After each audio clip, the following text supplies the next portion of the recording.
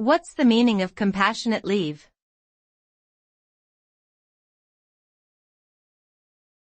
Compassionate leave.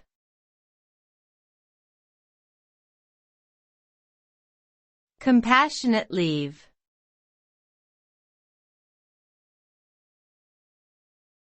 Compassionate leave.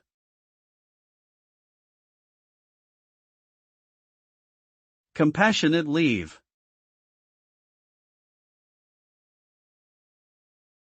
Compassionate leave is a type of paid or unpaid leave that employees can take to deal with personal or family emergencies, such as a serious illness or death in the family.